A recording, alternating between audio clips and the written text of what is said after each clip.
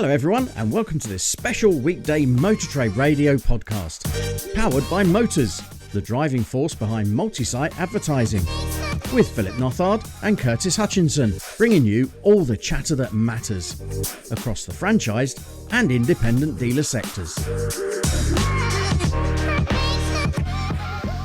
Hello and welcome to this special Motor Trade Radio weekday podcast interview. Today we're focusing on OMODA and JAECOO, the car brands owned by China's Chery International, and we'll be looking at their plans for the UK.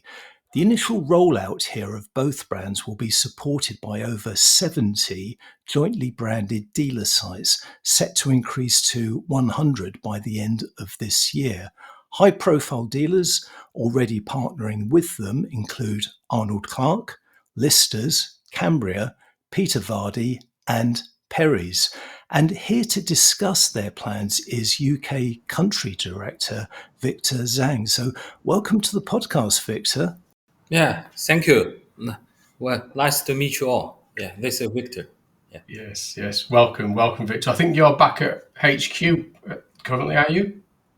Yes, at this moment in HQ in China, but I will return next Monday to London. Yeah. Wonderful. Well, I echo Curtis there. I mean, welcome to the podcast and thank you for the time, because I know you are very busy at the minute in terms of everything happening within your world and obviously with the plans for the UK. So I think for the benefit of the listeners today, can we start off with a little bit of background around Chery International as both a manufacturer for the domestic Chinese market and, more importantly, as a global car maker? Yeah, thank you.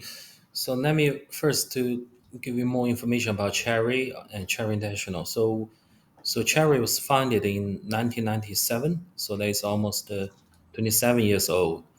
So since its birth, we always think international market is one of the key strategy for Chery. So we started the international business since 2001. So that is almost 24 years for us. So we are almost, not amateur in the international markets. And for Chery itself, for the last 27 years, especially in the last 4 or 5 years, we have witnessed a rapid growth in terms of the production and the sales. So especially last year, so the whole group sold around 1.9 million units. And out of the 1.9 million units, half of them were exported from China to outside. So making us the number one car exporter of all the Chinese brands. And this year, we have also witnessed nearly 50% growth compared to last year. So just the first 6 months, we have sold around 1.1 million units. So our estimation for this whole year will be 2.7 million units. And for export, it will be over 1 million. So we believe we will maintain the number one position for the international markets. And so I think this is some basic background about Chery and, about our export performance.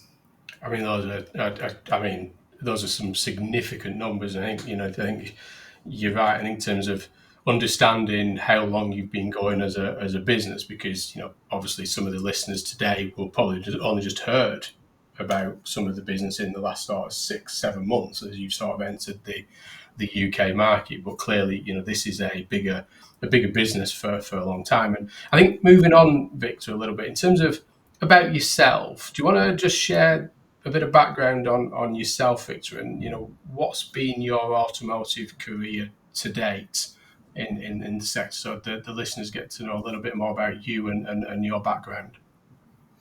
Yeah, so about myself, actually, I've been working with Chery for almost 8 or 9 years now. So always been for the international market. So I think myself personally used to be like a president assistant to the president of the Chery International, and also later on moved to the European region.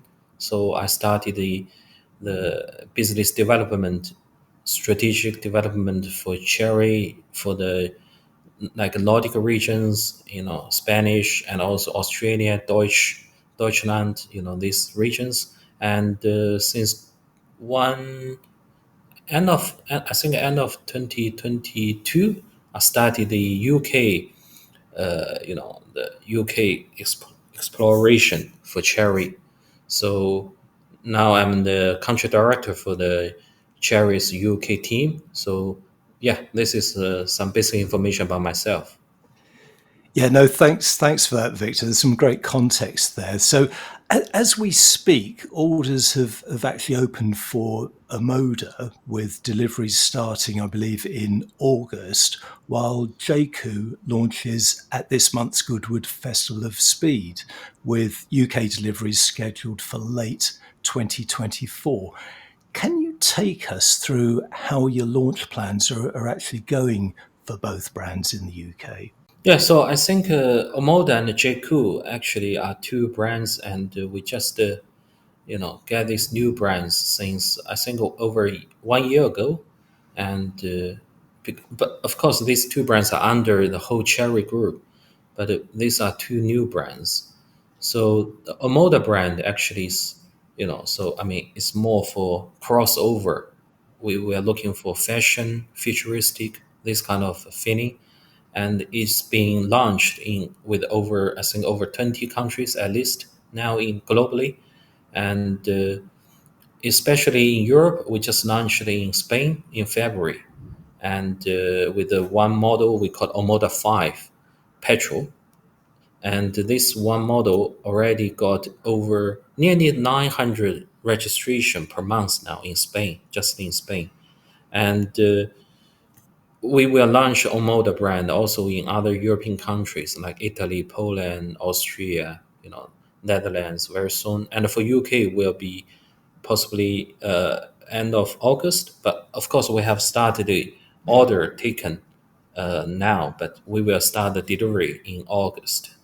And yeah, for JAECOO will be a little bit later. JAECOO's a little bit higher positioning, and JAECOO will be a little bit later. But for the both brands, they are all for Europe. So no matter it's UK or Spain or Italy or Germany, we are all using Omoda and the JAECOO brands. So this is some basic information about these two brands. And yeah, we want to provide the most the best products for the UK market. Okay, yeah. Yeah, no, that's good. And in terms of, I mean, you say Omoda is the more sort of fashion orientated brand. How are you actually positioning JAECOO? Is that more of a premium brand? Yes. So in terms of the positioning, so I think JAECOO is higher than Omoda. Although we have these both brands in the one same showroom, but it's a totally different layout for the two brands. And JAECOO we positioning as a more premier for elite, you know, for the successful people, So Yes. it's a more yeah, it's a I think it's more like a Range Rover feeling, So this is my understanding. And for Yeah. Omoda is more crossover fashion, so it's more related to mass audience, like Korean brands that we are aiming targeting at, like Kia, Hyundai, Kia. And Victor, I mean, you've touched on there obviously in terms of UK, Europe, and the difference of the rollout plans against Omoda and JAECOO for the UK market. But for the UK, for those listeners today that aren't part of your initial rollout and the early onboarding of your products, can you give us an idea of which are the first models they're expected to see on sale within both those brands in the year, and indications on the sort of price points? Because obviously, anything at the minute is obviously all about this price point and entry point to the sector. Yeah. So for Omoda, the first model will be called Omoda 5. So Omoda 5, we have Omoda 5 petrol engine. So and also we have Omoda 5 EV. We call it Omoda E5. Okay, so we have two versions. Okay, one is petrol, one is EV. So these two models are the first to come to UK market, and we have already shipped them to UK now. So we will start the delivery in August. So this is the first two models, OMODA 5, and the price wise, I think OMODA 5 petrol, I think should be starting from 24,000 pound, and EV I think we're around 30 to 33,000 to start with. I mean, this is the list price.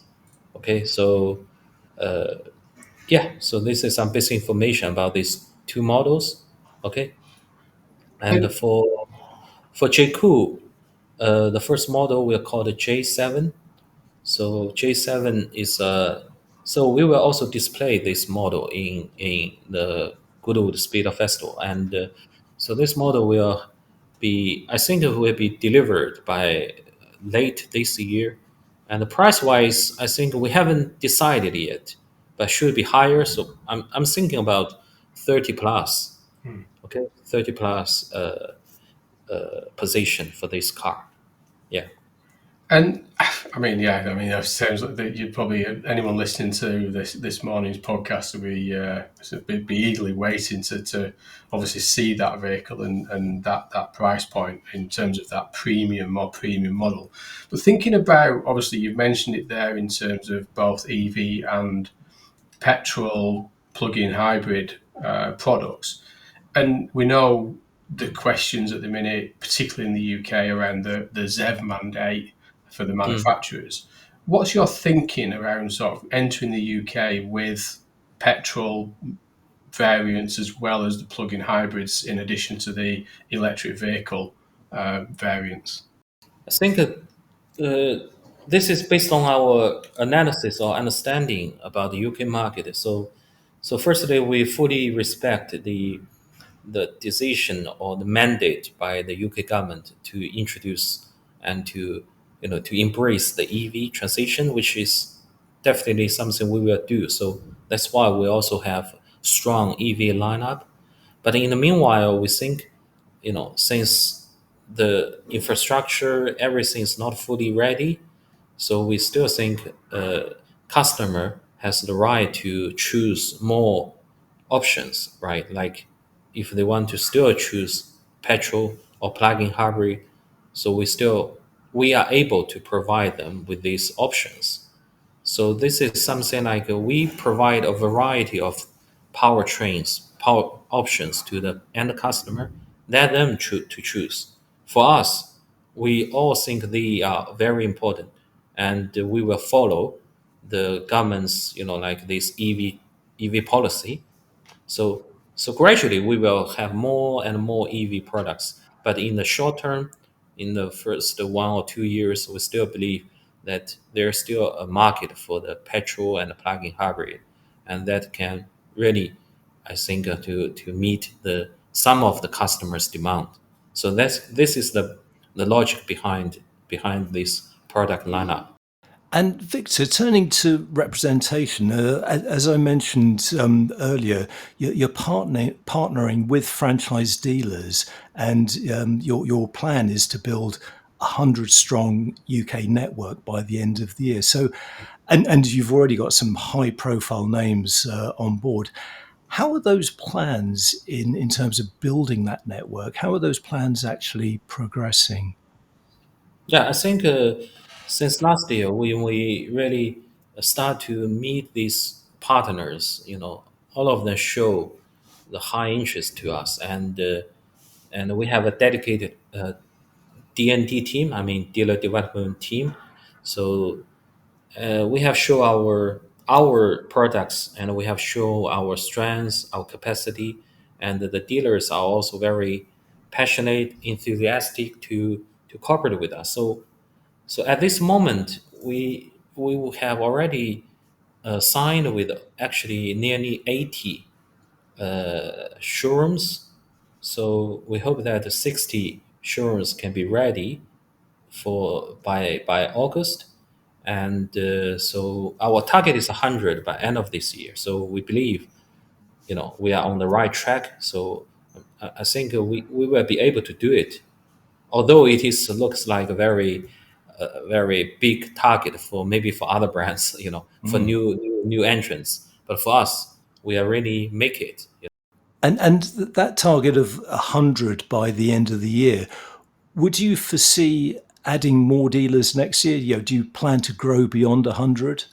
I think it will all, depends on the performance of the dealers, and also depends on the locations that we choose. I mean, at this moment, I think 100 should be enough. But for next year, with our more products coming, so and also maybe there are still some missing points in nationwide in UK.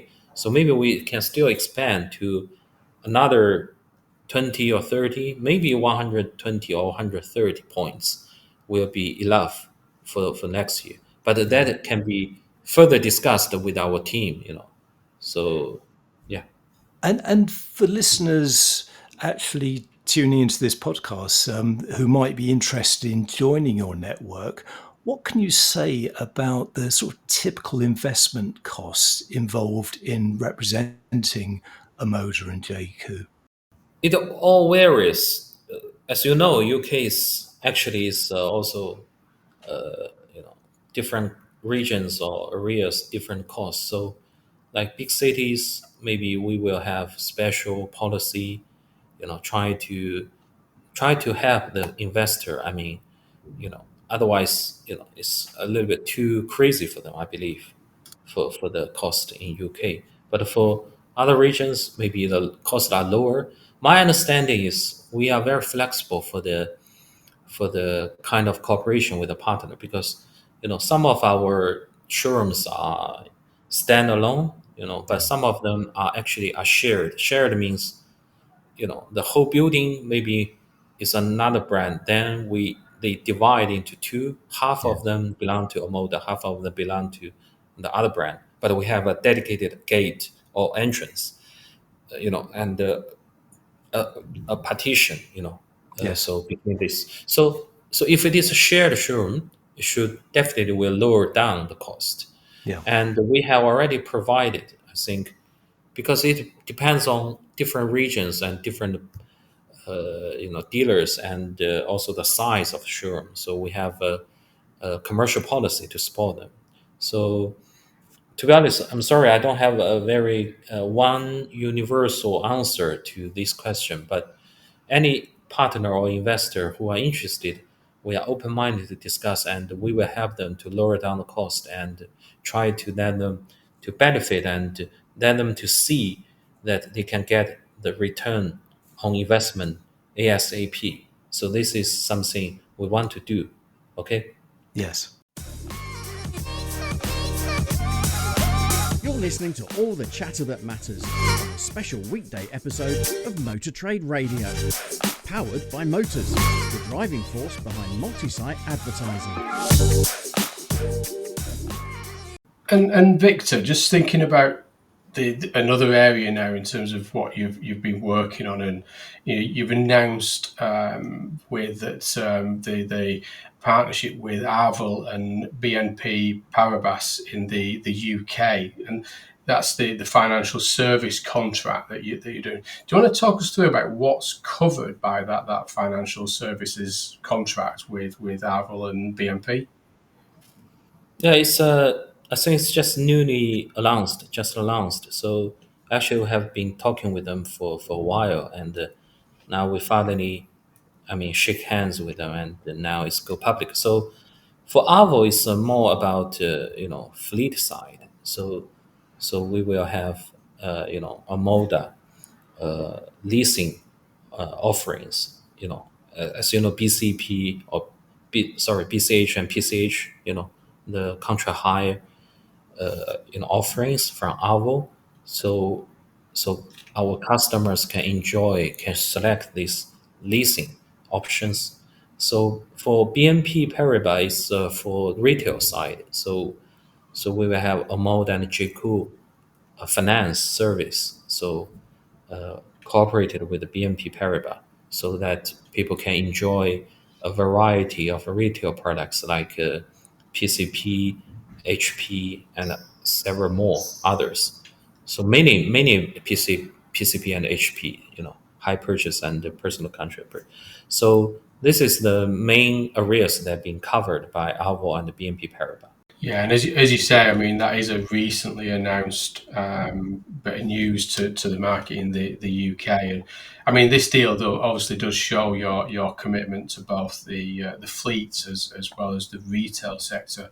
And we've seen in the UK, the dominance of fleets in the recent year or two. And I mean, what will be your main focus for each of the brands in terms of their appeal to both fleet users and retail buyers?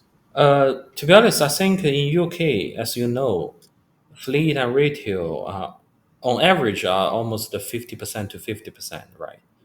But for us, I think as we are new entrant here, so we really want to do more on retail side.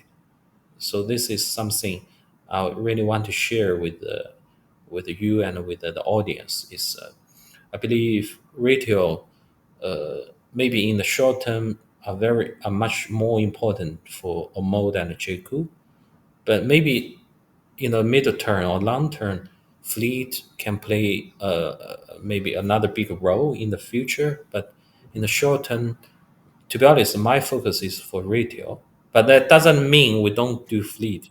But I want to the real end customer to enjoy the products by the retail side. So this is my understanding. Yeah. Now, Victor, these are obviously very exciting times for you. You're facing the challenge, but you are facing the challenge of competition from many other new entrant brands, and it's something we talk about on the podcast quite a lot.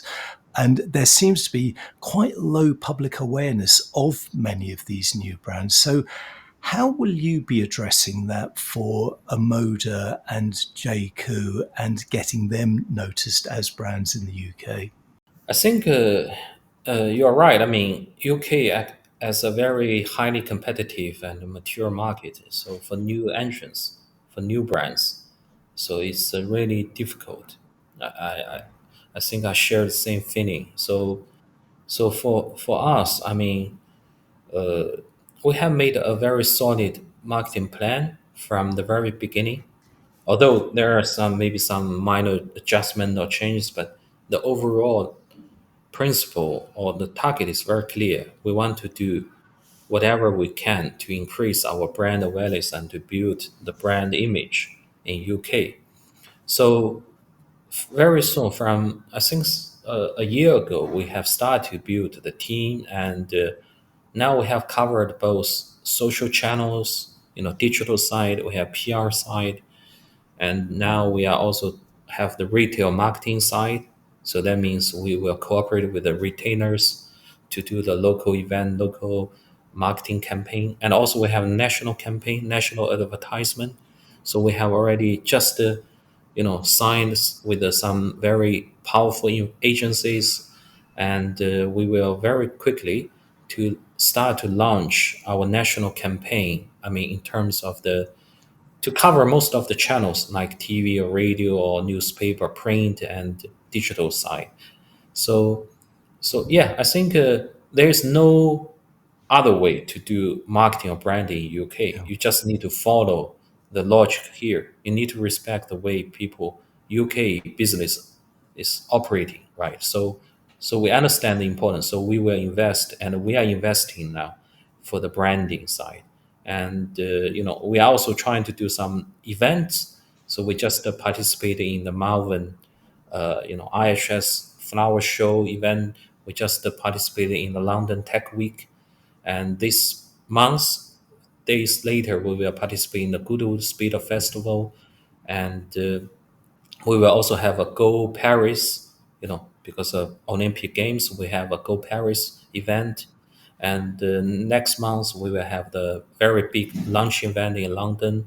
And in September, we will have some possibly fashion related event. So, and also we are working with the influencers.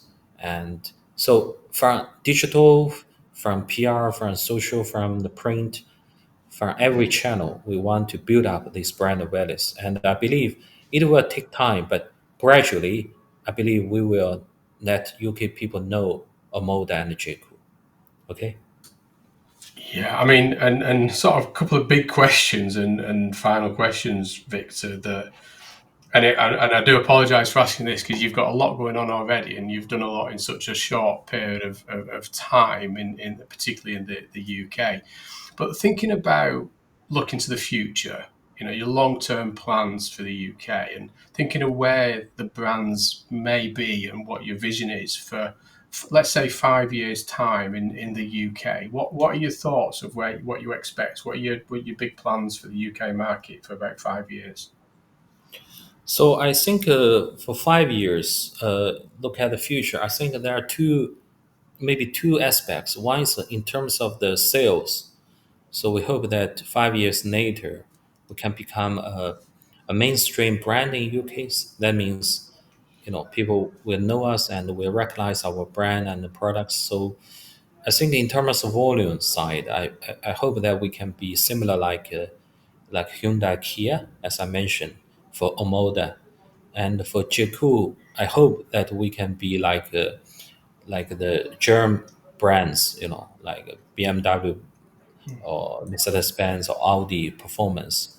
But I know it's very challenging, but I think this is our target. So this is for the sales part. For another part, I mean, localization part, we are also keep considering about the local investment and local, R&D, local design. So this is something I believe 5 years we will do something. But this is still something we are consider, and we are doing the feasibility studies now.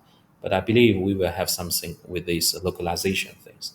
So this is the two main aspects. Yeah. And is that where you're thinking, obviously, the likelihood of potential manufacturing opportunities in UK, Europe, outside of China, that thinking about that local Mm. resource, local labour Mm. investment, is that what your potential long-term vision is for the brand? Yeah. So I think for as you said, I mean, maybe you already know that we invest in Spain, Mm. a Barcelona factory now. Maybe you already noticed the news. So we have already invested. I think we are the first Chinese manufacturer to invest in the Western Europe. So, but that is mainly for left-hand drive market, But for UK, as it is a really a specific market, right? It's right-hand drive and it's island.